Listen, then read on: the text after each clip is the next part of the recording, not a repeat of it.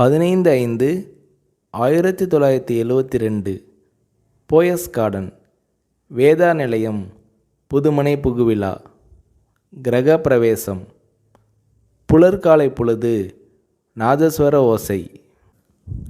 தென்னிந்திய திரையுலகின் பட தயாரிப்பாளர்கள், இயக்குனர்கள், கலைஞர்கள், கதை வசனகர்த்தாக்கள், திரைப்பட பத்திரிகையாளர்கள் என திருவிழா போல பெருந்திரள். சளைக்காமல் சலிக்காமல் ஓடி ஆடி உபசரித்தார் ஜெயலலிதா. மாளிகை முழுவதையும் சுற்றி காட்டினார். எப்போதுமே பத்திரிகையாளர்களை சகோதரர்கள் போல கருதும் ஜெயலலிதா அன்று ஒவ்வொரு அறைக்கும் அழைத்து சென்றார். இந்த மாளிகையின் ஒவ்வொரு செங்கல் செங்கலாக அணு அணுவாக பார்த்து கட்டியவர் என் அம்மா.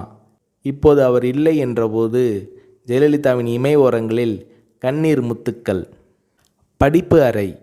அங்கே 1000க்கும் அதிகமான தமிழ் மற்றும் ஆங்கில நூல்கள், படித்து முடித்த நூல்களில் குறிப்பெடுக்க அடிக்கோடுகள். உடை அலங்கார அறை. பட்டு புடவைகள் மட்டும் 5000க்கும் அதிகமாக இருக்கும்.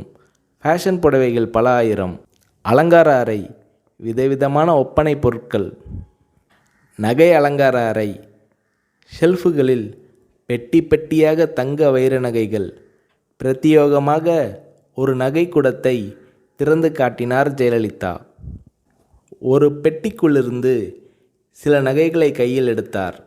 ஒளி வெள்ளத்தில் மின்னல் கீற்றுகள்.